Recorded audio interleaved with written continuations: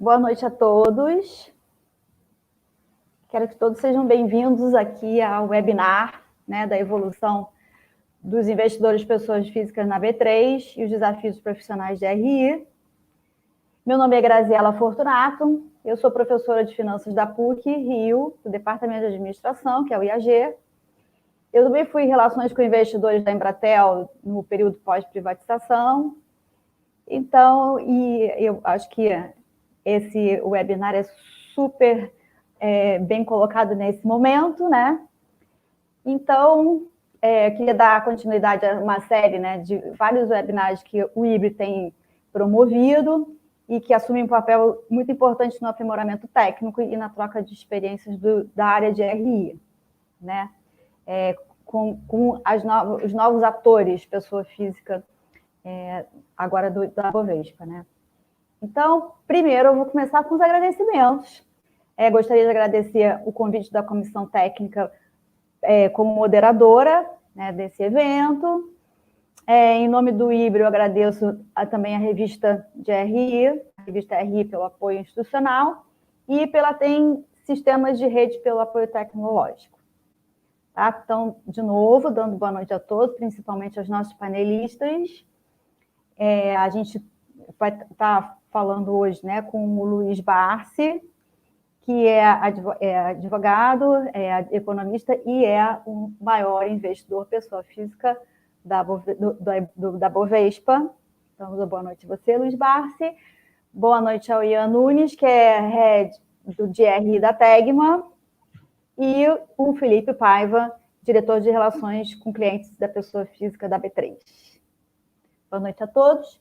Então, a gente inicia aqui pedindo a palavra para o Luiz Barsi, né? Começando. Por favor, Luiz Barsi, podia dar um alô para todo mundo. E hoje tenho certeza que vai chover pergunta para todo quanto é lado, principalmente para você. Sem dúvida nenhuma. Nós estamos prontos para responder dentro do nosso conhecimento e da nossa experiência, evidentemente, né? A gente só não pode responder aquilo que não é possível responder, tá certo? Perfeitamente. Estamos à disposição. Ok. Então, depois eu apresento aqui também, né, o Ian, que é o head da Tegma.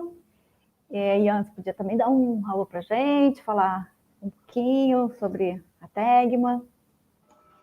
Rapidinho. Agradecer demais a oportunidade, parabenizar pelo evento. É mais do que oportuno a gente fazer esse tipo de discussão. A indústria de RI está precisando se renovar por conta desse novo fato do crescimento exponencial da participação das pessoas físicas e sempre no bom sentido, sempre no sentido de simplificação, de comunicação, para que consigamos atingir de uma forma bem homogênea e de forma bem educativa todos esses novos investidores que estão entrando na Bolsa. Então, parabéns a todos pela organização. Isso, e Felipe, por favor, você poderia boa noite aqui para o pessoal que está entrando já, bombando aqui o nosso webinar. Claro. Legal. Boa noite, Grazi. Boa noite, Barsi. Boa noite, Ian. Ótimo momento para a gente discutir esse debate. Também boa noite a todos os RIs profissionais aí associados do IBRE. Também agradecer muito, Grazi, em nome do André Vasconcelos, que ajudou a organizar tudo isso também, ao Bruno, Luiz aí do IBRE. Muito importante esse debate e sempre próximos empresas, B3, investidores. É muito importante esse debate, ainda mais nesse momento que eu costumo dizer histórico para o país, do ponto de vista de investimentos. Exato. Então, vou começar aqui com algumas perguntas. Bom, eu vou falar do assunto que está na crista da onda, né, que é em relação direta com a dinâmica dos investidores pessoa física, que é a questão das lives, né? E, recentemente, a gente sabe que a CVM, sempre no seu papel de supervisão, né, editou um ofício com o objetivo de orientar as companhias de capital aberto e os seus executivos quanto às participações nessas lives. Aí eu vou conduzir a primeira pergunta para o Barsi, né?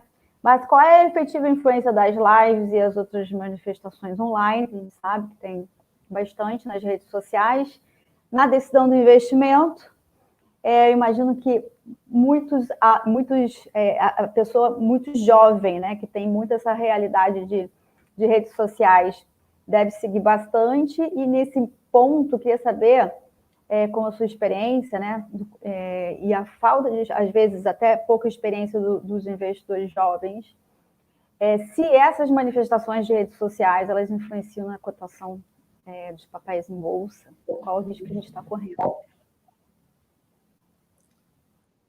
Não há dúvida nenhuma que quanto mais informação se produzir ao aplicador, melhores condições de diagnóstico e de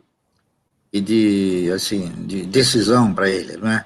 Essas lives aí, algumas lives têm sido muito oportunas, ao passo que outras têm retratado a coisa assim dentro de um caráter fantasioso, não é isso? Compre uma ação e daqui a pouco você vai ganhar 1000%. Isso daí é uma fantasia, não há dúvida nenhuma. Eu sou favorável, claro, quanto mais se produzir informações para o aplicador, não há dúvida nenhuma que isso vai de encontro aos interesses do próprio mercado, tá certo? Isso vai fazer com que ele tenha o quê? Com que ele tenha um aprendizado mais consistente sobre o desempenho que as empresas possam vir a subir no mercado de valores, não é isso? E, consequentemente, terem uma postura muito mais firme, muito mais ativa, no sentido de direcionar recursos para projetos, não é isso? Projetos que possam se constituir como projetos vitoriosos. Não há dúvida nenhuma que isso é muito importante, e agora as coisas estão acontecendo de uma maneira muito mais intensa, né? Eu me lembro, e repetindo uma coisa que eu já falei, na década de 1970, ninguém falava em bolsa, ninguém. Eu fui um dos primeiros, né, que eu fui convidado por um dos jornais da capital a começar a escrever sobre o mercado de ações, não é isso? E realmente a curiosidade era muito grande. Eu recebia centenas de telefonemas para poder explicar aquilo que eu escrevia, não é isso? Que era difícil as pessoas entenderem, né? Eu interpretava que para se fazer uma carteira de renda mensal, que depois acabou sendo apelidada de carteira de previdência, era preciso o cidadão torcer para que o mercado e as ações ficassem num preço melhor, não é isso? E eles não entendiam, eles interpretavam que o mercado tinha que subir, não tinha que cair. E eu tentava direcionar essa filosofia, né? E realmente eu continuo dentro da minha visão de que a definição de mercado de valores universal é que o mercado de valores ele é realmente um mercado de risco. Só que, num país como o nosso, eu acho que a definição deve ser outra por enquanto, né? Porque se você for considerar o que é o risco em ações, é quando você adquire um papel por um preço muito superior ao seu valor de patrimônio, não é isso? E aqui no Brasil, ainda nós temos inúmeras empresas que são cotadas abaixo do valor patrimonial. Uma delas é o Banco do Brasil, tá certo? O valor patrimonial dele é R$ 39,00 e ele continua aí 32 e alguma coisa, e 33. Então, isso aí eu não estou dando informação, não estou sugerindo compra nem nada. Eu só estou dando um exemplo prático. Então, quem comprar uma ação do Banco do Brasil, na minha modesta forma de interpretar e de ver, não está correndo nenhum risco, porque ele está comprando um ativo cujo patrimônio é inferior àquilo que ele está pagando. Então, essas lives aí, elas deveriam direcionar esses ensinamentos, não é isso? Essas orientações, mais ou menos dentro desse padrão, para que a pessoa ficasse estimulada a interpretar que ele, aqui no Brasil, ele ainda ele ainda está investindo no mercado de oportunidade e não no mercado de risco. É isso aí. Perfeito. Obrigado, Barsi. Aí, agora, a minha pergunta, na mesma linha do ofício da CVM, vai para o Ian, como o RI. Tá, Ian? Ian, vamos lá. Você tem... Isso traz um aumento de trabalho, de esforço para esclarecer o movimento das ações na área? Tipo, as pessoas te procuram, os ofícios trazem também... A CVM também traz uma carga de trabalho maior, isso produz esse tipo de encargo, né? E acho que isso.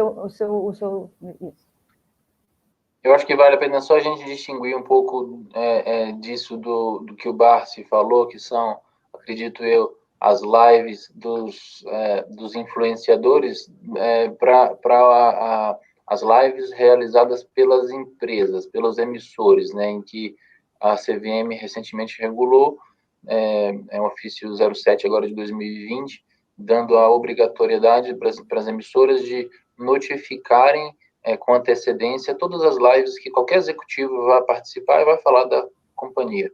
Então, ela fez isso recentemente, depois de um tempo em que se percebeu que virou uma tendência e vai continuar sendo uma tendência, né? Por mais maçante que seja a gente participar de tanto evento na tela, é uma nova realidade. Então, assim, é uma comunicação que veio para ficar, a gente vai se adaptando e a medida da CVM, acredito que tenha sido muito positiva, no sentido de uniformizar a oportunidade de todos conhecerem a empresa da mesma forma. Então, compartilhar o horário, o link, o material, as perguntas, tudo isso eu acho que vem para agregar. Em termos de trabalho não é muito, porque o comunicado em si ele é muito simples, não demanda muito trabalho da área de RI, mas, no geral, foi uma medida que eu avaliaria positiva, sempre no sentido de homogeneizar as oportunidades de informação com todo o mercado. Perfeito, é isso mesmo. Agora, Felipe, vem, por favor, a B3, ela está acompanhando essa tendência das relações das redes sociais e o que a B3 faz para poder seguir o mesmo movimento ou até informar aos investidores? Legal. Bom, quem não estava esperando no mercado o que nós estamos vivendo agora, né? Vivenciando. Eu até, Grazi, esperava aqui na nossa live anunciar os 3 milhões de investidores, mas estamos quase lá.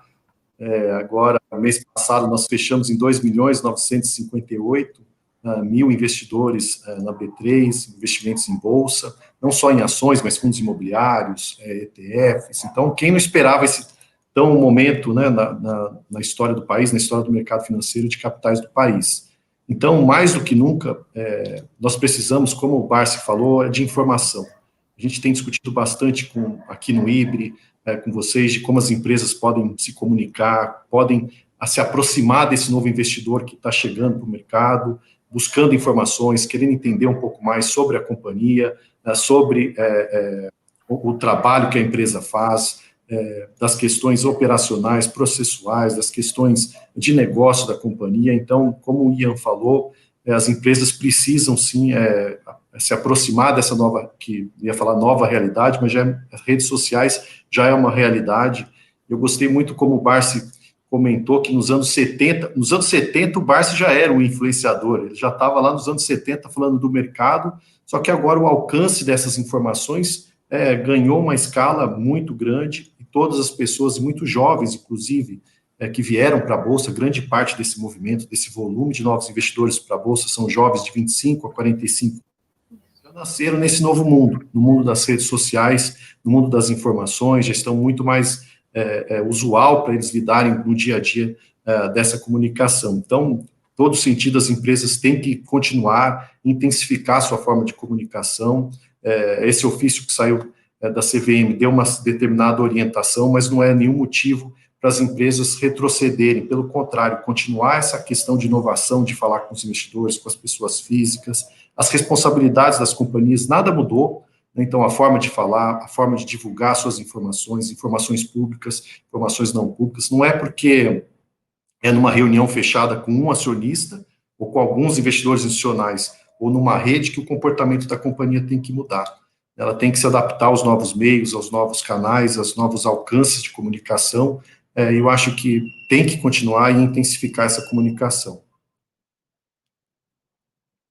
Perfeito, é isso mesmo. E aí, vamos lá. A pergunta que não quer calar, né? Vamos voltar aqui à pessoa física e aos jovens. A pergunta é, vocês acham? Aí eu vou direcionar a pergunta para o Barsi, depois para o Ian, que é a RI. Uma pergunta bastante específica, inclusive. Barsi, os jovens de hoje. Aí seguindo também as redes sociais, porque vai na crista da onda, né, nesse movimento. Você acha que eles têm noção e consciência do risco que eles estão correndo? E que, se eles têm uma estratégia, investir em ações de longo prazo, e como é que isso daí deveria ser mais bem conduzido? E como que eles deveriam buscar melhores informações e saber o que estão fazendo? E aí isso daí vai tanto para os jovens, né, como a pessoa física em geral, porque a gente já sabe exatamente isso daí, né, que os investidores são mais jovens, mas até o número que eu tenho, Felipe, até de 2.800.000 pessoas. Que bom que você já até me atualizou em termos maiores. Mas é isso, eu tento muito informar o risco de investir em ações e buscar uma estratégia bastante fundamentada. Certo, Bar? Para mim, a pergunta... Bom, eu interpreto as coisas de uma forma um tanto quanto diferente do Felipe. O Felipe, ele divulga que a Bolsa está recebendo um contingente de investidores sem precedentes. Eu já interpreto de uma forma um tanto quanto distinta. Eu acho que as pessoas que estão investindo hoje no mercado, pelo menos no meu entender, a grande maioria, não está investindo no mercado, não está direcionando recursos do mercado, porque se convenceram que o mercado de valores ele é uma opção extremamente válida para o cidadão formatar uma carteira de renda mensal. O que eu interpreto é que a maioria, eles estão fugindo da renda fixa, porque eles estão sentimentalizando que aquela postura de agiota que eles sempre exercitaram já não está sendo mais interessante, tá correto? O governo divulga dados de inflacionários que absolutamente também não me parecem os mais autênticos, né? Então, eu costumo até jocosamente dizer que num país como o nosso, não existe renda fixa, existe perda fixa. Por quê? Porque o cidadão ele investe um determinado recurso para um ano, na expectativa que ele vai ganhar uma remuneração, e, na verdade, ele não está nem corrigindo o poder aquisitivo do seu recurso. Então, eu acho que ainda não há essa conscientização geral de que o segmento acionário ele é realmente uma opção extraordinária para o cidadão investir na geração de riqueza e fazer multiplicar, exemplo do que ocorre com as empresas, é isso? Que multiplicam as suas receitas, ele também multiplicar os seus resultados, tá certo? Eu ainda estou convencido que o que tem entrado no mercado são mais especuladores na busca de um resultado rápido, tá entendendo? Do que esses aplicadores com uma visão de investimento de médio e longo prazo. Agora, com relação às empresas, a sensação que me fica é o seguinte, é que houve uma metamorfose muito forte, né?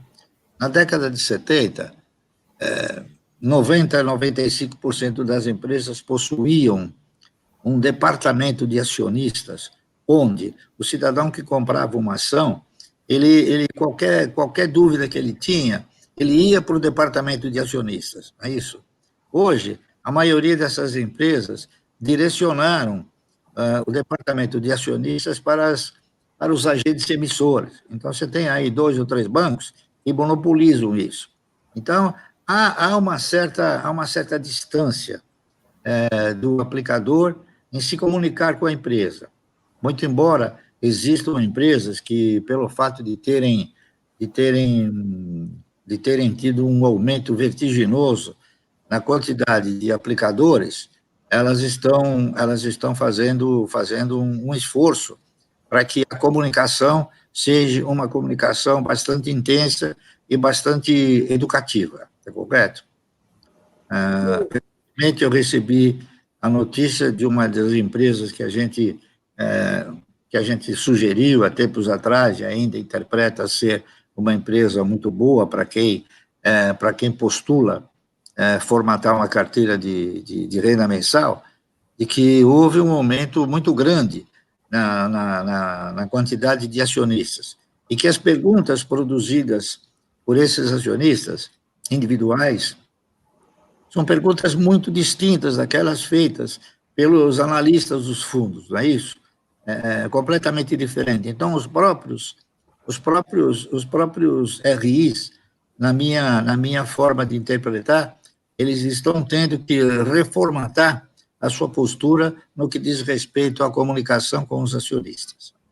Essa é a minha posição. Isso, concordo. Você concorda, Ian, também? Você sente isso aí no seu dia a dia?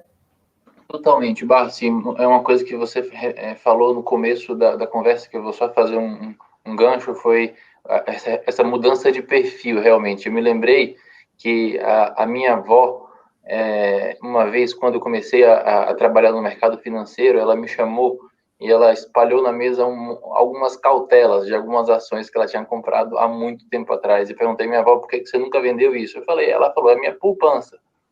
E mudou, né? Eu acho que até pela dificuldade de não ser mais o papel e ser o virtual, eu acho que agora está tudo mais no curto prazo.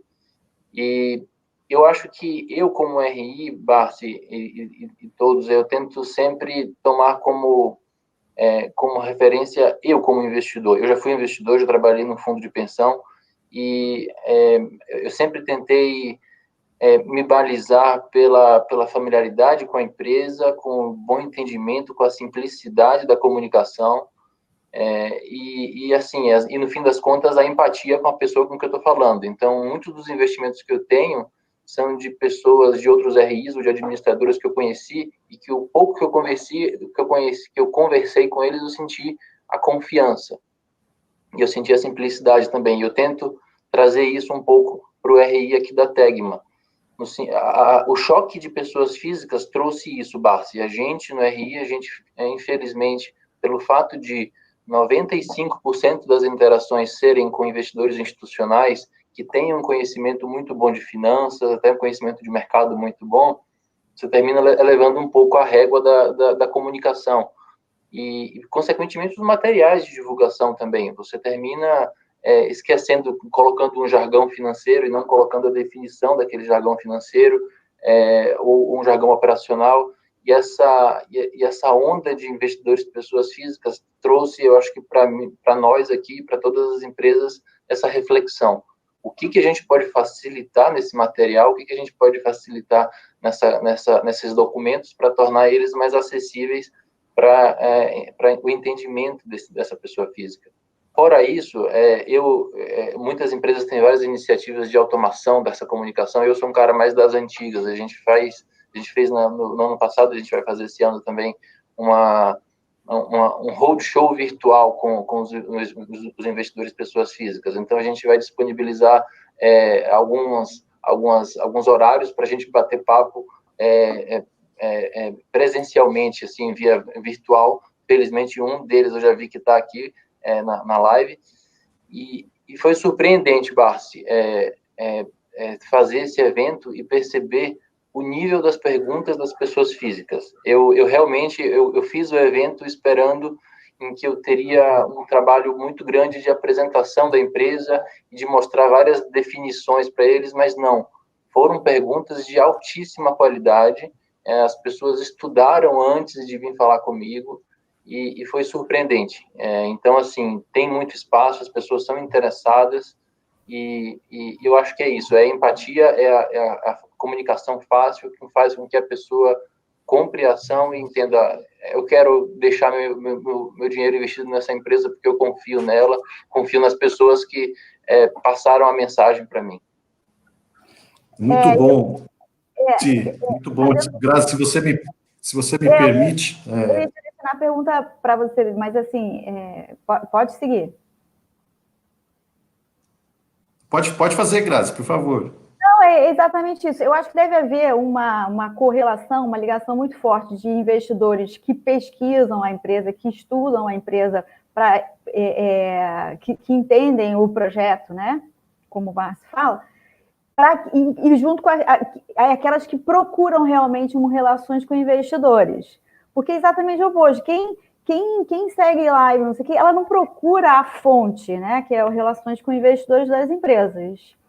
E aí, a minha pergunta para você, Felipe, para falar o seguinte: a Bovespa, ela meio que direciona, do tipo, faz uma educação financeira e explica que existe o RI das empresas, que é para procurar, que é para se informar. E o mais preocupante também, depois eu vou falar de novo, para bater na tecla do risco, tá bom? Mas vamos falar primeiro sobre o papel da Bovespa nessa informação. Legal, não é só o papel da Bovespa, da B3, acho que é papel de todos os agentes do mercado, das empresas, dos profissionais de mercado.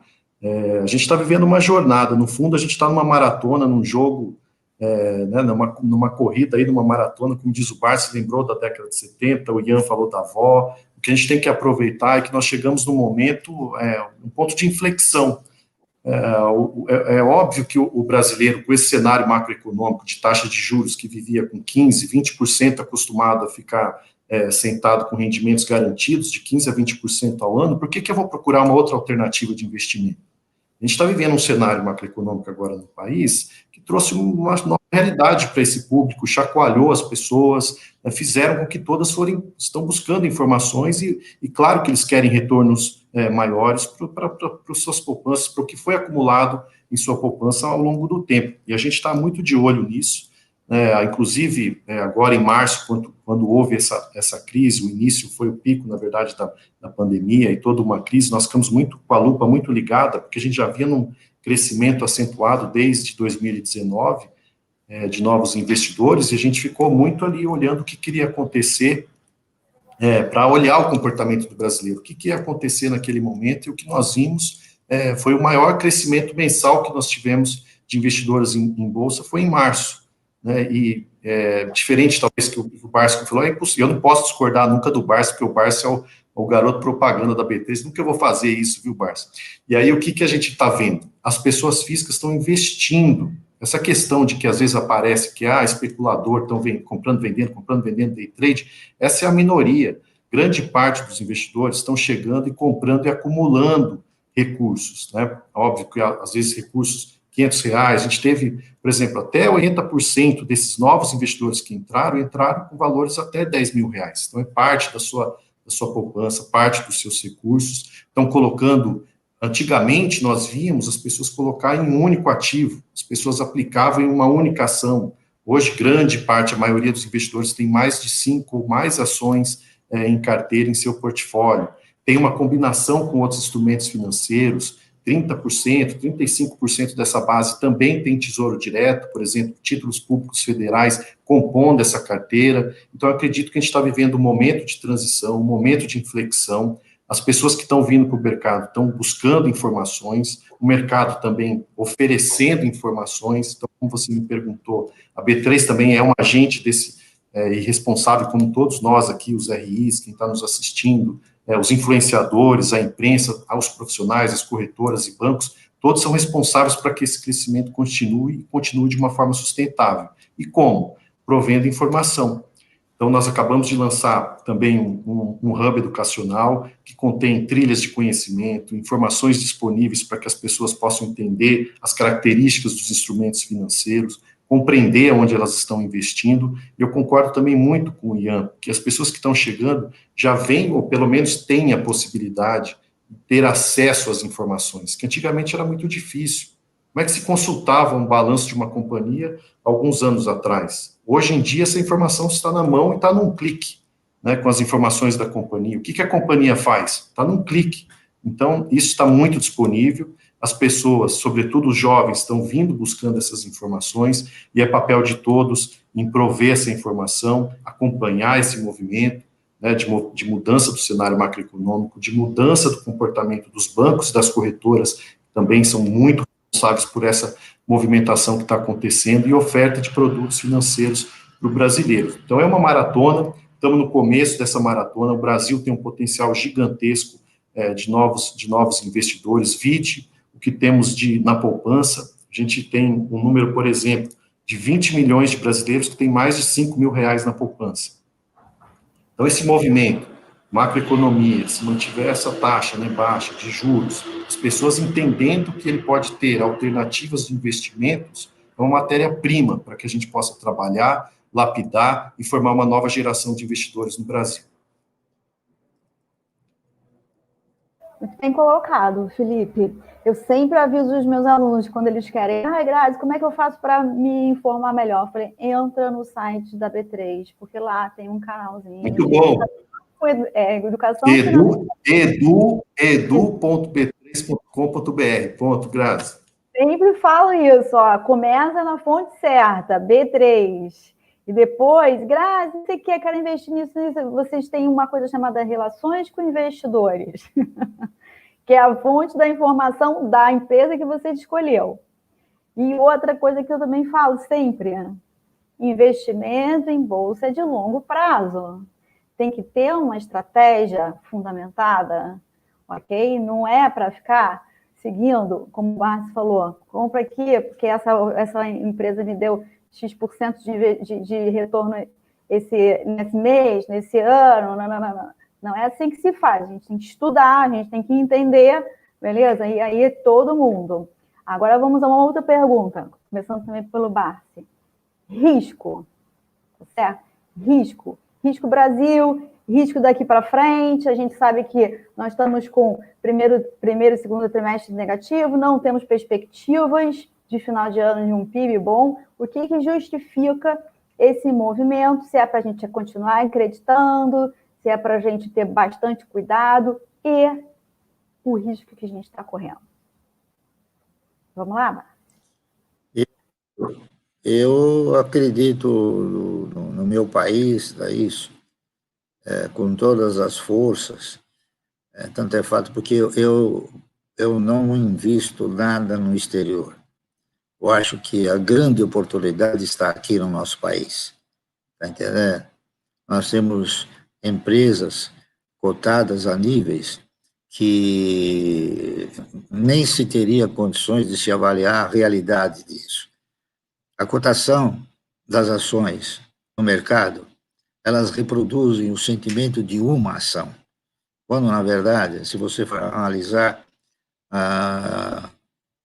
quando há uma negociação qualquer, o controle, ele não reproduz aquele preço que está na bolsa, o controle vai muito mais. E outra coisa também que eu coloco, o fato das ações estarem muito subavaliadas, é o seguinte, é que nós temos uma inflação, nós somos direcionados a acreditar numa inflação que não existe. É uma inflação, a inflação real ela é muito superior. Então, o que acontece? O patrimônio das empresas, gradualmente, ele vai tomando vulto maior. Então, o próprio valor patrimonial de uma ação, hoje, não é aquilo que está reproduzido nos seus números de balanço. Meu sentimento é que o valor patrimonial das ações, hoje, é superior àquilo que está, exatamente porque hoje não é possível se corrigir os ativos da empresa na proporção em que eles têm que eles deveriam ser corrigidos, tá certo? Então, por isso é que eu interpreto que o risco nas ações, ele é contingenciado por esses fatores, está entendendo? Agora, com relação ao risco país, é muito difícil da gente tentar fazer prognósticos. O que a gente tem são fatos reais, não é isso? E esses fatos reais, eles mostram que, lamentavelmente, nós somos uma democracia corporativista. Cada um puxa a brasa para sua sardinha e esquece do Brasil como um todo, na minha opinião, não é isso? Eu gostaria que nós tivéssemos uma democracia que interpretasse o Brasil como o elemento mais importante, mas isso, infelizmente, a gente não percebe, pelo menos da minha parte, não é? E eu não quero dizer que isso vai acontecer, aquilo vai acontecer, mas a gente vê muitas coisas, ou muitos fatos ocorrerem, que vai dando, assim, uma preocupação maior para a gente, né? Entendeu? Então, eu acho que nós temos que ter um parlamento muito mais dinâmico, no sentido de solucionar os problemas que o Brasil realmente precisa solucionar. A impressão que eu tenho como cidadão e como aplicador é que há um interesse maior em solucionar o problema de cada um deles do que solucionar o problema do Brasil. É por isso que eu vejo as coisas com uma certa assim, uma certa preocupação, tá entendendo? Esta pandemia que ocorreu, eu já vou fazer 82 anos de idade, e na minha trajetória, eu assisti crises financeiras, crises políticas, crises de financiamentos, enfim, nunca uma crise de saúde, que é a primeira que eu estou tendo a oportunidade de presenciar. E esta crise de saúde, ela está fazendo estragos muito superiores às demais crises, tá certo? Porque permanece a incerteza de quanto tempo esta pandemia vai perdurar. Então, eu não me atrevo a dizer que nós vamos ter dias muito mais fáceis pela frente. Eu acho que nós vamos ter que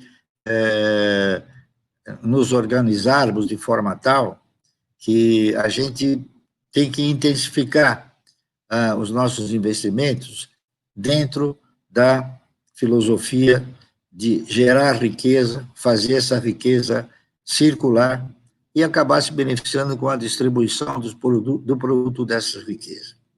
Eu não vejo a coisa com muita facilidade, mas tenho esperança que a coisa possa se modificar no médio e longo prazo.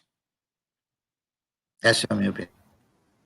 Exato. O Brasil não tem como a gente prever nada. Obviamente que essa crise é uma crise sem precedentes, né? Não tem como, mas assim, o Brasil é um país que a gente tem que ter, como vou dizer, bastante tolerância e acreditar mesmo, né? A gente tem que ter muito amor para poder fazer. Bom, e aí nesse caso eu vou de novo falar dos riscos, né? Pelo seguinte fato: migrar de renda fixa para retorno para a bolsa de valores não é simplesmente a gente estar tentando buscar retornos mais altos. Né? A gente tem, as pessoas físicas todos os investidores têm que entender que você está buscando retorno mais altos a um determinado custo, e esse custo é o risco. Aí eu falei o risco Brasil e tal. E a minha pergunta do risco é, Ian, de novo, você sente uma procura muito maior da pessoa física para você, assim, mas aí em termos de quantidade de trabalho mesmo, assim, não estou falando assim, sim, eles vêm mais preparados, não sei o que lá. Existe um aumento de carga de trabalho no sentido de mitigar o risco com informações? Bem, Graziela, a gente sentiu tanto na nossa base acionária que, felizmente, aumentou mais em quantidade, em percentual, aumentou mais em percentual do que da Bolsa, que a B3 divulga, então foi um crescimento exponencial ao longo dessa pandemia. Hoje a gente tem 10% do nosso free float detido por pessoas físicas, e o trabalho, eu gostaria que fosse mais. A gente tenta fomentar essas dúvidas por parte das pessoas físicas. A gente tem diversas, como eu falei, aquele roadshow que eu fiz. A gente tenta sempre fazer algumas lives com os influenciadores digitais. Mas a questão do risco, para mim, sempre foi muito importante. Assim, nem todos, pessoas físicas, conhecem e têm a paciência de ler um formulário de referência, né? Então, vocês devem saber o item 4 lá, onde a gente coloca todos os nossos riscos sem efeitos mitigadores. A gente tem que colocar o risco cru, como está lá.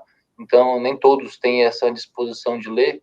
E é interessante, eu acredito que se cria um vínculo maior quando você abre isso, e você dá transparência para isso. Então, eu fiz uma apresentação certa vez, voltado para pessoas físicas, mas que teve um slide em que teve uma repercussão, inclusive, entre os investidores institucionais, em que eu coloquei um comparativo entre os prós e os contras de se investir na Tegma. Então, assim, eu falei tudo de prós, o que normalmente os RIs são craques em falar, mas eu também tive que ter coragem de falar dos contras.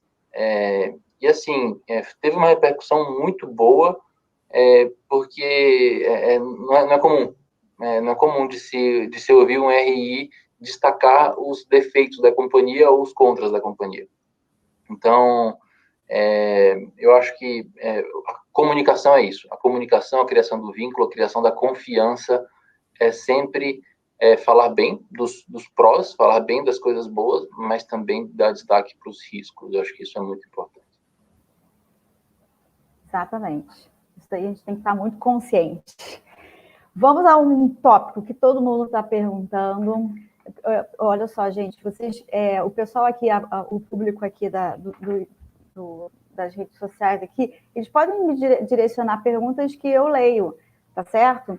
Mas é porque tá todo mundo fazendo perguntas de tipo, qual é a dica? Vamos falar sobre XYZ empresas ou ações.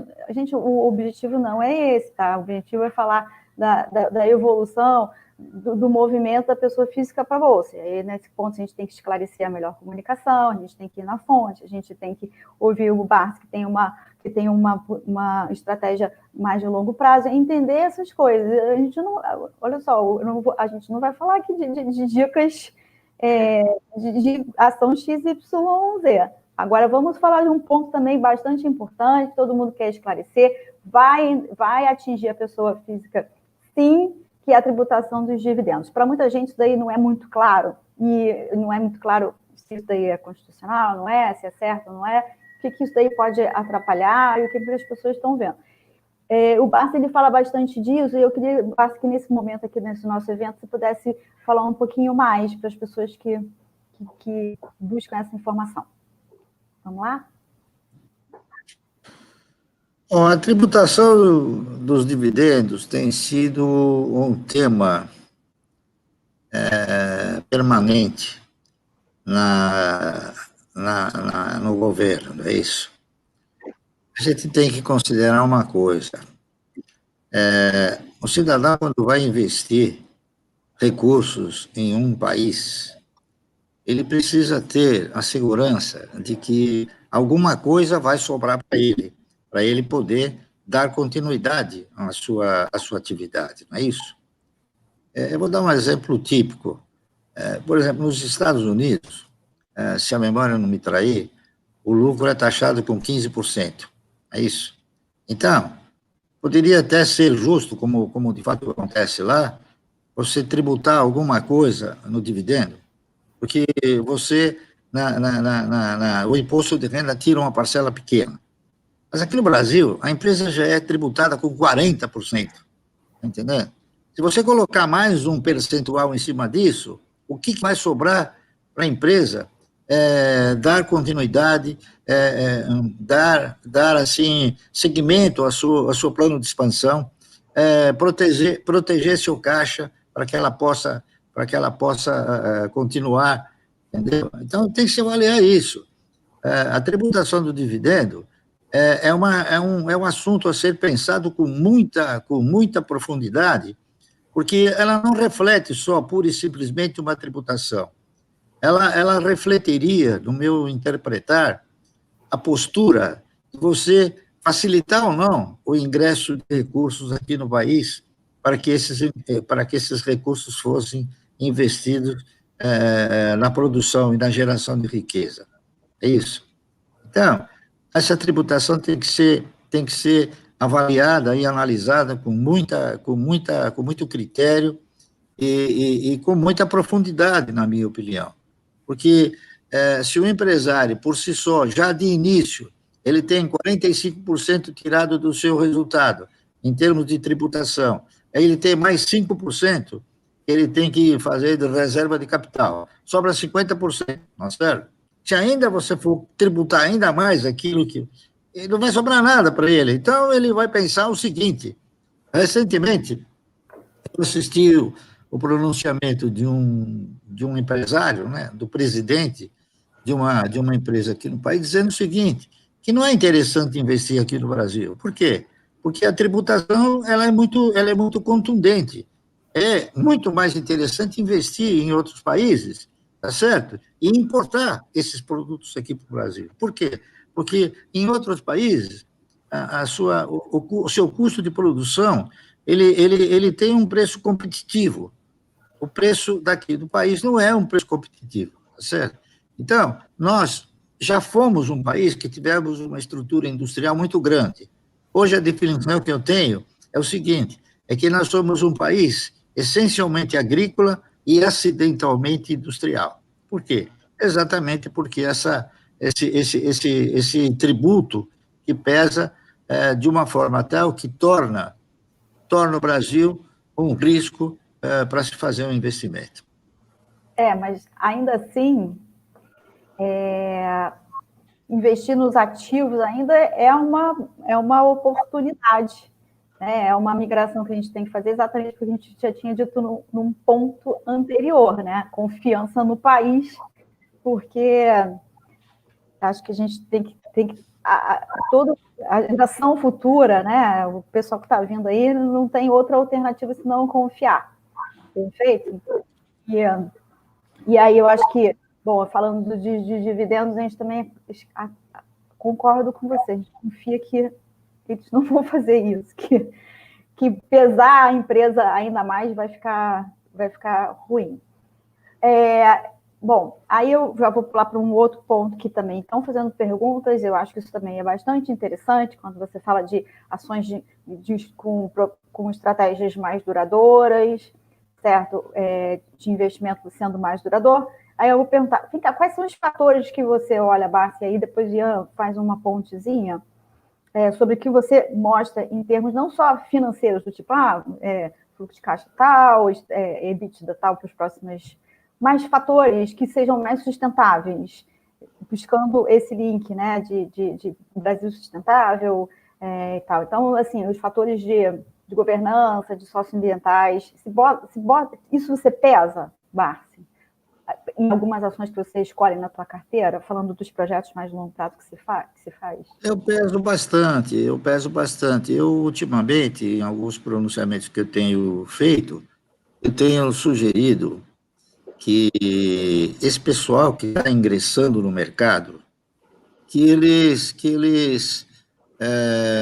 tenham acesso a uma literatura que mostre o que é o desempenho de uma empresa. Nós temos uma empresa, eu não estou fazendo propaganda, hein? Veja bem, nós temos uma empresa que tem 120 e poucos anos de mercado, tá certo? Essa empresa, ela fez um relato através de um livro, né? E o relato desse livro é um relato espetacular, mostra a saga de uma família, tá entendendo? Ou de mais de uma família, na busca de um objetivo, tá entendendo? Então, é muito importante que os aplicadores, os mais novatos, conheçam aquilo que é uma saga em busca de um objetivo que ele vai progressivamente se tornando cada vez mais poderoso. Né? Eu não quero falar o nome da empresa aqui, porque poderá talvez dar a impressão que eu estou sugerindo a empresa. Não, mas procurem esse livro, que vocês vão ver que vocês vão aprender muito com a leitura desse livro. Tá ok? Pois é, esse livro está esgotado, não tem nem no e-book. Como? Esse livro está esgotado, não tem nem no e-book. Mas eu já providenciei, veja bem, eu já providenciei, briguei bastante para que esse livro tivesse a sua reedição. A empresa já reeditou o livro, está entendendo? E em breve vocês terão a possibilidade de ter esse livro. Opa, eu já procurei até em sebo esse livro. Esse livro é um livro que não se compra, é um livro dado, né? É um livro que não. Logo, logo vocês terão esse livro, tá bom? Isso vai ser bom. Mas calma aí, o Grazi, nós vamos deixar os nossos ouvintes aqui na expectativa de saber qual história é essa. Conta aí, Márcio. Ele não interpreta que isso seja uma propaganda, mas esse se chama A Saga da Família Klabin Laffer, tá certo? É a saga daqueles que deram início a um projeto, não é isso? A um projeto um projeto do setor de celulose e papel, não é isso?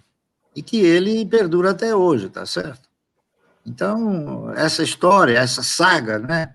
Essa vontade de crescer, essa vontade de multiplicar é muito ilustrativa. E é uma forma, na minha interpretação, um aprendizado que o pessoal tem que incorporar na sua filosofia, correto? Na sua postura aí de comprar ações. Então, agora vamos lá, Ian, complementa sobre os indicadores de sustentabilidade, se você destaca isso mais nos relatórios, se isso daí está fazendo, toma uma importância maior. Graziela, eu acho que isso que o Barsi falou é fundamental. Eu acho que o investidor tem que olhar além dos indicadores, né? O investidor tem que conhecer a história da empresa e, de preferência, se encantar pela história da empresa, né? Então, é algo muito fundamental, isso faz parte do RI, contar essa história e fazer com que o investidor admire a empresa, não só que ele fique espantado com os dividendos que ela paga, com o dividend yield que ela paga, com o crescimento que ela dá.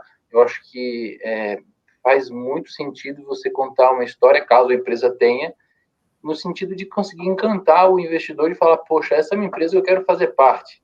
Então, a gente tenta fazer isso lá. A Tegma tem uma história muito bonita, começou com um outro ramo e hoje se consolidou no ramo que ela está, mas agora a cereja do bolo é realmente essa questão do ESG, né?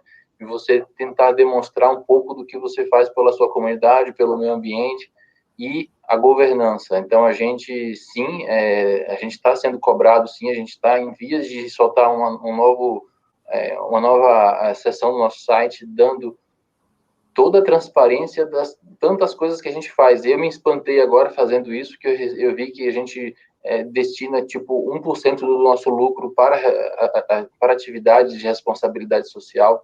São 40 iniciativas, 40 doações. Então, assim, em termos de meio ambiente, a gente não tem tanto impacto temos impacto, por sermos uma empresa de logística, temos mais de 1.000 caminhões rodando pelo país inteiro, então a gente tenta sempre reduzir esse impacto ambiental e, em termos de governança, várias esferas para combater qualquer ilícito ou qualquer irregularidade. Então, eu acho que é a cereja do bolo, essa questão do ESG que virou a moda agora, e a gente está, sim, com bastante foco em divulgar o que a gente já faz, o que é relativamente bastante. e vai complementar, e o investidor precisa olhar isso, ele precisa olhar para a empresa e não só se admirar com os números, mas se admirar com a história e admirar com o cuidado que ela tem com o seu redor. Perfeito. Eu acho também, e falando um pouco também sobre, né, logística e Brasil, né, a gente confia também que vamos ter uns investimentos em infraestrutura depois que isso tudo passar, depois que o Brasil começar a se recuperar, porque o Brasil demanda muito isso. Eu acho que daí também vai bastante encontro com a empresa, né, com a Tegma, né, que eu imagino que esteja preparada para aproveitar todo esse benefício que a gente aguarda ansiosamente em termos de infraestrutura. Perfeito? É uma oportunidade, talvez. Com certeza. Né? Vamos lá, Felipe. Agora eu vou falar aqui um pouco sobre o B3 e um pouquinho sobre competidores que a gente está com essa ameaça ainda de virem competidores da B3 de fora, bolsa, sei lá, bolsa estrangeira, ou eu estou um pouco desatualizada nisso. Podia falar um pouquinho sobre isso? Talvez as pessoas queiram ouvir também.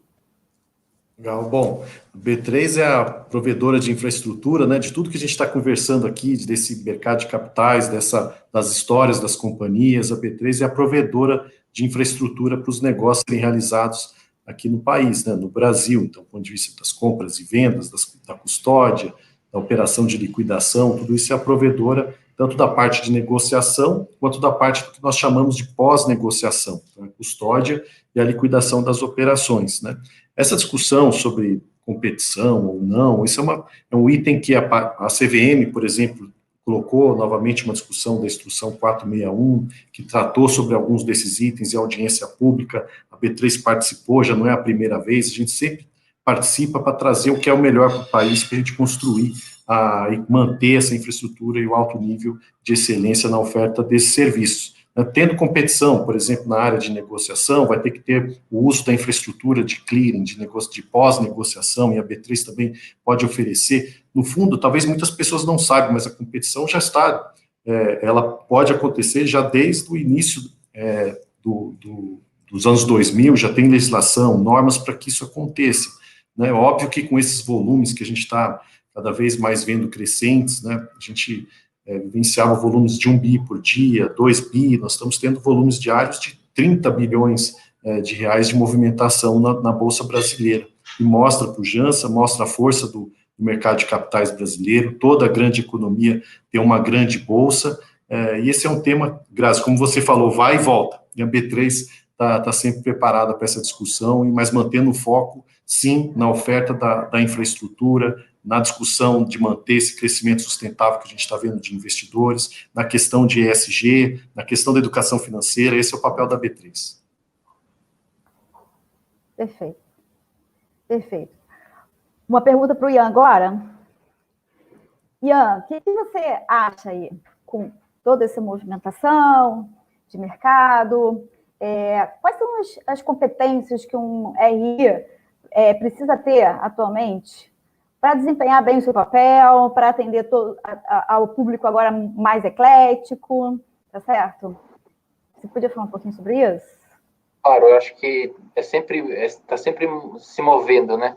Eu estou há 10 anos na área de RI, então os conhecimentos básicos são conhecimento de finanças e contabilidade, você precisa saber, e aí são os degraus, né? Cada vez que você vai evoluindo, você sobe um degrau, e aí você inclui comunicação, você inclui outros conhecimentos de societário, de M&A, de follow-on, mas, enfim, de forma mais genérica, eu diria, Graziela, que para o RI se destacar,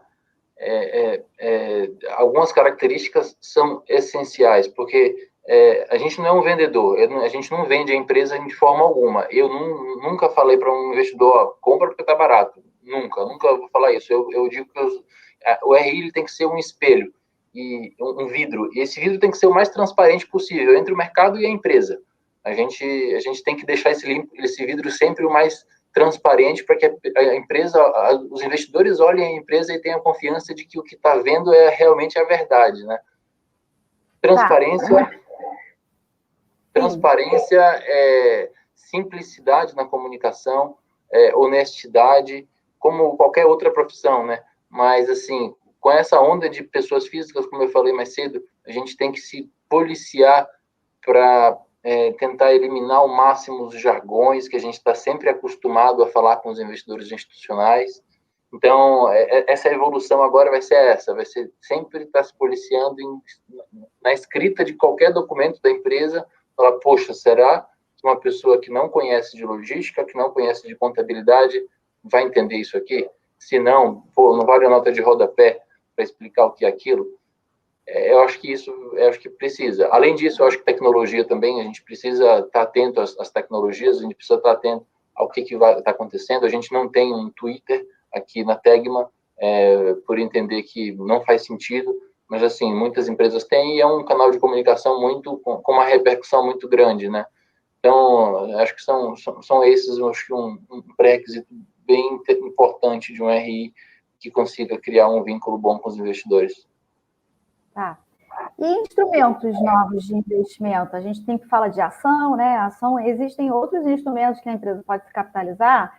Eu acho que a oposição do RI, ela vem também de encontro a isso, né? Tipo, entender todas as possibilidades que até as pessoas físicas podem ter em termos de acesso a investimentos, né?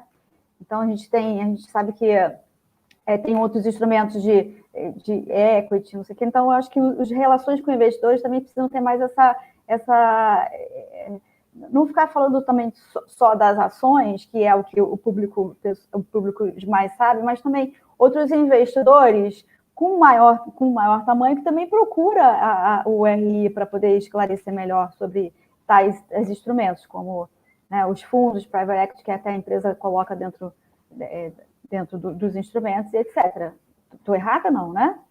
Sim, sim. Inclusive, o discurso às vezes muda, né? Então, às vezes, o foco de um investidor de renda fixa, de uma debenture, não é a mesma coisa que ele quer saber de um investidor de renda variável, que não é um private equity. Então, sim, você precisa modular um pouco, mas apesar da estrutura do discurso ser a mesma, você precisa ter uns galhos realmente para dar um foco mais para cada tipo de investidor. Isso é verdade. Isso. É exatamente isso aí que eu estou querendo dar esse destaque, né? Barsi, vamos lá. Falando um pouco de análises fundamentalistas e de longo prazo, que eu queria que você reforçasse um pouquinho mais para as pessoas físicas. Vamos lá, de novo. O pessoal gosta muito de comprar, vender. Vamos falar um pouquinho de análise fundamentalista, exatamente que você segue e todas assim, um canal, né, um canal educacional que você tem, que não é de indicações, mas é efetivamente um canal educacional. Aí a gente podia falar um pouquinho de fundamentos, de análise fundamentalista. Procurem esse tipo de aprimoramento, né? Eu interpreto que os fundamentos, eles têm uma ligação muito íntima com o histórico, né? Uma empresa, para você poder avaliar a empresa e essa avaliação determinar se ela é uma empresa válida para você comprar ou não, você tem um histórico, uma quantidade grande de histórico, né? Você tem o setor de atividade que a empresa tem, que a empresa está colocada, o posicionamento dela, o histórico de resultado, o histórico de inovações, o histórico de desenvolvimento da empresa, o histórico de investimentos. Você tem a postura dos eventuais controladores, do controlador. Quanto mais investimento ele tem na empresa, os fundamentos podem eventualmente um pouco mais garantidos de que você está junto com o empresário, né? Fazendo um negócio factível de ser de ser vitorioso, entendeu? São inúmeros os fundamentos, são muitos os fundamentos, não é isso? Agora, você tem também históricos, é isso? Vou dar um exemplo que talvez não esclareça muito. Quando eu digo setor de atividade, é importante você avaliar o setor de atividade, por quê? Porque determinados setores de atividades, eles possuem um histórico de uma quantidade muito grande de empresas que não prosperaram. Está entendendo? Então, você tem inúmeros setores de atividade que, por fatores múltiplos, não é? A empresa acaba chegando a uma situação ruim e acaba sumindo do mercado, né? Então, tudo aquilo que é importante para uma economia, em termos essenciais, são setores de atividade que me agradam, tá entendendo?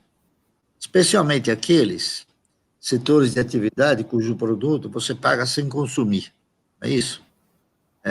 Como, por exemplo, eu dou sempre esse exemplo, energia elétrica, né? Energia elétrica, você sai de férias, desliga tudo que você tem, quando você chegar, você tem a conta de luz para pagar. Você não consumiu, mas você paga, né? Houveram algumas mudanças também no decorrer de todos esses anos. Por exemplo, há uns 20 e poucos anos atrás, você tinha uma conta no banco, e se você deixasse o dinheiro em conta corrente, ficasse credor, etc., no final do ano o banco fazia lá uma média ponderada e te pagava um jurinho. Hoje você paga para ter a conta, né? Tá entendendo? Então, essas avaliações têm que ser sempre alvo de uma consideração muito importante, né? Então, se você for pegar a maioria das empresas que não conseguiram prosperar ao longo do tempo, por si só você já tem um histórico aí, não é? Então, eu deixo para vocês avaliarem, né, esses históricos e pesquisarem, né, porque a pesquisa é uma coisa muito importante no segmento acionário, né? É muito, muito importante. Então, esse é um dos fundamentos básicos, não é?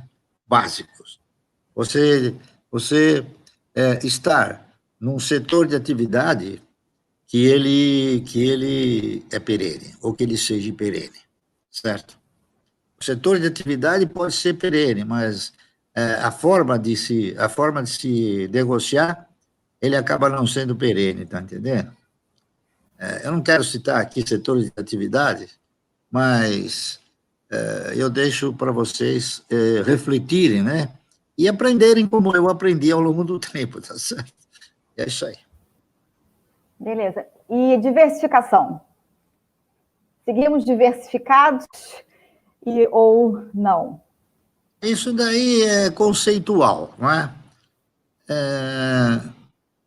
O importante é você comprar aquilo que é o melhor num determinado momento, não é?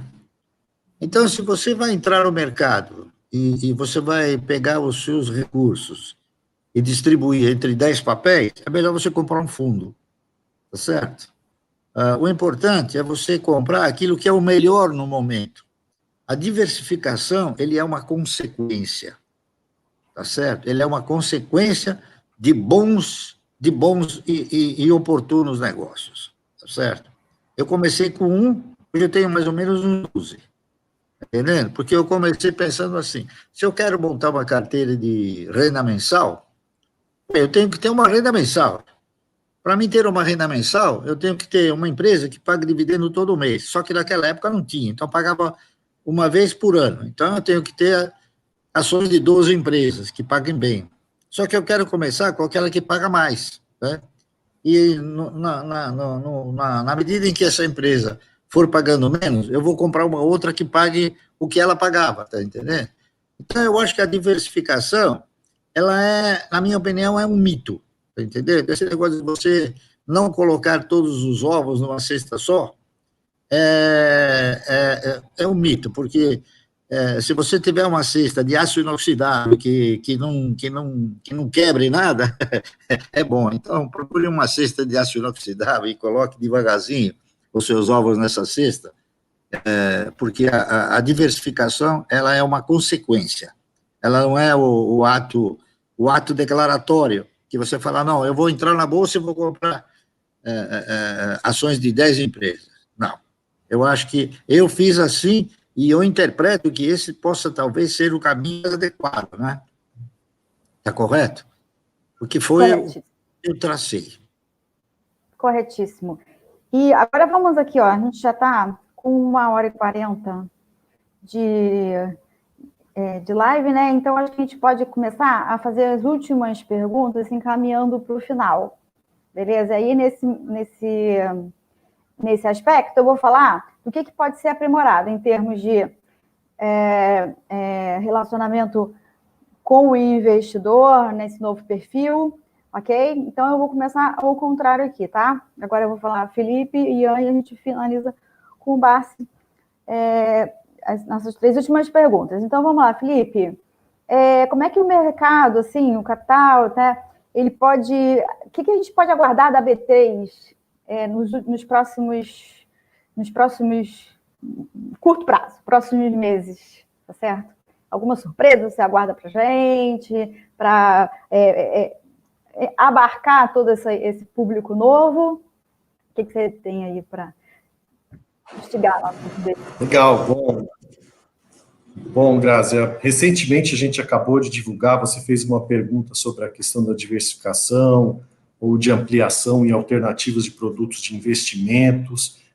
Nós, inclusive, recentemente a CVM acabou de divulgar uma nova legislação, uma nova regulação, autorizando as pessoas físicas, todos os brasileiros vão poder investir no que a gente chama de BDRs, que é o Brazilian Deposit Receipts. Então, todas as empresas internacionais que hoje já estão listadas na B3, que só estavam com acesso para os investidores qualificados, a partir de uma mudança que a B3 está promovendo a partir de agora, junto com a CVM, nas próximas semanas, e como nós divulgamos, entre aí nos próximos setembro, aí a gente consegue, nos próximos meses, colocar isso à disposição de todos os brasileiros. Então, de novo, aumentar a oferta de novos produtos para que as pessoas possam ter alternativas de investimentos. ETFs, então a gente está criando uma série de categorias junto com o mercado de ETFs, que acompanham os índices, vários tipos de índices de dividendo, como o Barsi falou, ou mesmo toda essa questão que a gente está passando sobre o ESG, né, índices criados que acompanham também empresas que têm esse tipo de perfil, ou seja, de novo, dá mais opção de investimentos para os brasileiros. Então, essa é uma boa notícia, a gente tem visto, também recebido muito bem visto, né, uma recepção muito boa e positiva dos brasileiros, e precisamos continuar insistindo nessa questão de conteúdo, de educação, em parceria com as empresas, então deixar a B3 à disposição de todas as companhias para intensificar essa relação, ver o que for possível a B3 ajudar nessa comunicação que o Ian comentou, nessa jornada que as companhias estão fazendo de divulgação, de conteúdo, né, para esses acionistas, também informações, dados, que for necessário, podem vir a B3 nos pedir para que a gente possa ajudar as empresas nessa jornada. Então, a gente está olhando para todos o rol aí de investidores, seja pessoa física, os nossos parceiros, as empresas, corretoras e os bancos. Então, como eu disse durante a live, o papel da B3 é atuar nessa infraestrutura, atuar em prover o melhor mercado para esses brasileiros que estão chegando, e espero que continuem vindo.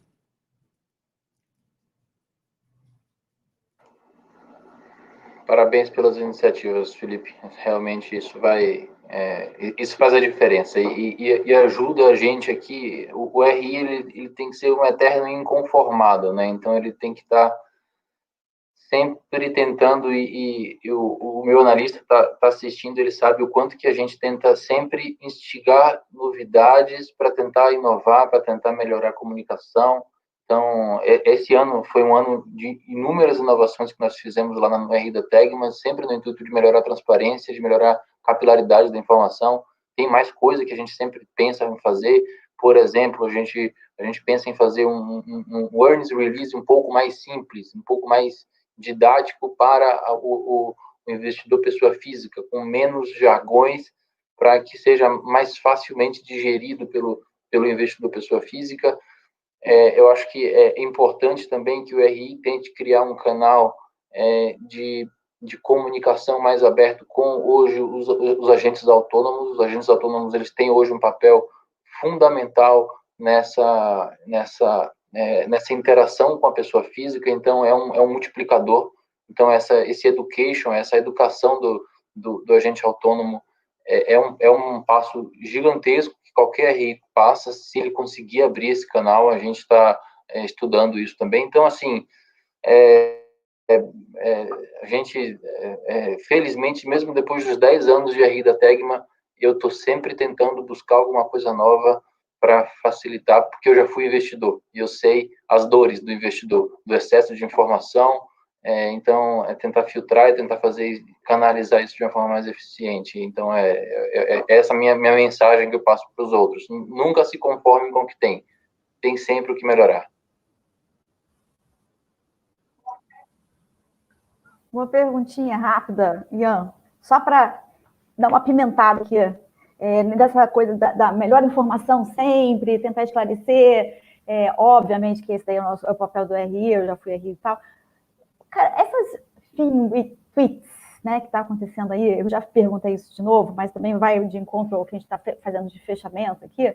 Você sentiu algum dia, eu vou perguntar, apimentar mesmo, que você teve que correr atrás, do tipo assim, cara, eles influenciaram a minha cotação e agora eu tenho que prestar contas à CVM e tal, que também esse é um papel do RI, né? Sim. Não, prestar contas... Bem direta. Claro, não, faz todo sentido. Eu acho que o RI tem que estar, sim, mapeando tudo que se comenta sobre a empresa nas redes sociais, e é fundamental em que ele tente criar um canal de comunicação com esse influenciador. Tem alguns que, acredito eu, que acham que tem a virtude de não... a virtude dele é a independência em relação à empresa. Então, já aconteceu, sim, de haver um comentário sobre a Tegma, que eu me ofereci para o influenciador, falando, caso a gente não se conhece, caso você queira entender um pouco mais sobre a empresa, fique à vontade, meu telefone é esse, meu e-mail é esse, e fique à vontade para vir falar comigo, caso você queira entender um pouco mais sobre essa questão. E não aconteceu. Então, assim, eu acho que o papel do RI é esse, é o education, está sempre buscando o que se está falando sobre a empresa nas redes sociais. Impossível corrigir tudo, como num caso desse, mas formiguinha, é trabalho de formiguinha, e está sempre disposto a ajudar, está sempre disposto a explicar o ponto de vista da empresa. Às vezes não interessa. Bom, obrigada. Agora, Márcio, olha só, como investidor aí, pessoa física, também vai ser uma pimentinha aqui no nosso webinar. Você como pessoa física, investidora, né? Não empresa, não... Porque a gente sabe que os RIs, né, são sempre muito abertos. Aí vem o pessoa física que tem um lotezinho, assim, vamos supor, um lotezinho de ação, aí a gente... como pessoa física, apesar de já saber que a gente não tem um lotezinho, mas em algum momento você sentiu dificuldade de falar com uma RI? Não, eu acho que a missão do RI é uma missão muito parecida com a do Martin Landau. Não sei se você conhece, o Martin Landau foi o primeiro ator a representar a Missão Impossível, né? A Missão Impossível antiga, agora é um outro ator.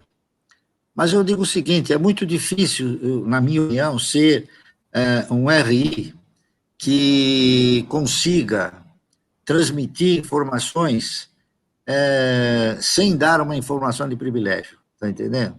Às vezes, o próprio RI não conhece a informação de privilégio, né? Que ela faz parte da alta cúpula da direção. Então, eu acho muito difícil, porque a pergunta, pelo menos aquelas que são direcionadas a mim, acredito que sejam direcionadas aos RIs, né? Eles não querem saber fundamentos, eles querem saber se o papel vai subir ou não, entendeu? Então, na verdade, o que eles querem é uma dica, entendeu? Então, é muito difícil você falar não. Então, você tem que a missão difícil que eu acho é exatamente essa, é você tentar contornar, tá certo? Essa explicação ao indivíduo, não dando a ele uma eventual informação privilegiada, e sim fazendo-o sentir que ele tem que aprimorar os seus conhecimentos em relação à empresa, com relação aos seus fundamentos, está correto? É isso aí. Eu acho uma função bastante difícil do RI, certo? Minha opinião pessoal. Se fosse RI, eu faria o que muitos fazem, né? Colocam no site da empresa todas as informações e deixa que cada um analise o fato em si, não é isso? Você não comenta, por exemplo, a maioria dos sites hoje, eles revelam as informações relevantes, os fatos, enfim, tudo isso. Então, eu acho que o RI, ele tem que ser muito, muito assim, cauteloso quando conversa com o aplicador, né? O fato de não deixar escorregar alguma coisa que possa futuramente ser considerada como uma informação de privilégio, tá certo? Essa é a minha opinião. O Grazi puder complementar, assim, a função do RI é essencial no momento que a gente está vivendo, né, de trazer informação para o investidor, de entender e capturar o que está acontecendo no mercado e como que ele faz a tradução do que está acontecendo no mercado para a companhia e vice-versa, para levar as informações, como o Barsi falou, das informações que estão lá no site, mas também trazer um pouco mais de cor e qualidade para as informações, estar muito próximo do investidor. Então, o Mark Landau aí que o Barsi falou, hoje é o Ian, nosso Tom Cruise de Missão Impossível, tem que estar muito firme, acompanhando tudo o que está acontecendo, e é essencial a profissão do RI, e nós precisamos contar com eles para que a gente mantenha esse crescimento de investidores sustentável por muito e muito tempo.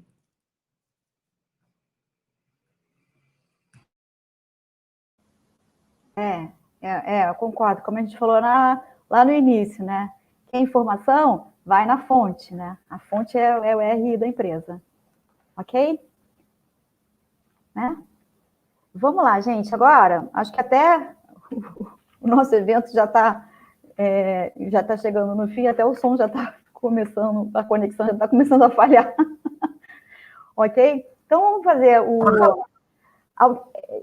não chegou para mim mais nenhuma pergunta aqui, não, tá? Ok? Assim, nenhuma pergunta que só muitos elogios, né? Muitos agradecimentos ao Barsi por estar aqui com a gente, ao Ian também, com relações com investidores de uma empresa, que daí eu acho que as pessoas já, né, vamos saber que existe, que esse canal existe, e a B3 como facilitadora e, né, que dá movimento ao mercado de capitais, ok? Então, acho que agora a gente agradece a toda a parte, ao IBRE, gente, olha, Instituto Brasileiro de Relações com Investidores, reúne, eventualmente, todos os RIs do Brasil, ok? É um evento bastante legal, eles se comunicam, eles trocam informações do que um está fazendo, o que o outro está fazendo, então isso é bem legal. Então, o Instituto Brasileiro de Relações com Investidores faz isso, tá certo? A gente teve esse webinar que foi bastante legal, eu acho que teve uma participação legal aqui da audiência, a audiência dos canais, deu para esclarecer bastante coisa, deu para posicionar muita gente que não tem conhecimento e acesso à informação.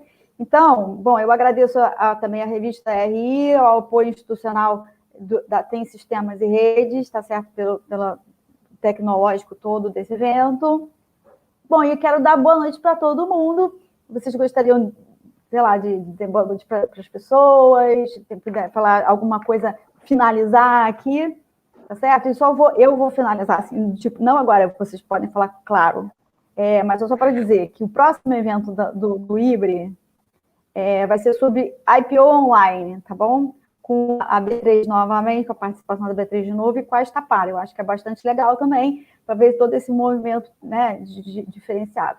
Bom, eu dou boa noite para vocês e, por favor, abram seus microfones e dá boa noite para todo mundo. Barsi, por favor. Participação. Bom, eu agradeço, me sinto honrado de contribuir de alguma maneira, né, para que as pessoas interpretem que o segmento acionário não significa dizer que o cidadão investiu na bolsa. Não, a bolsa ela intermedia os bons negócios e os maus negócios também, não é isso?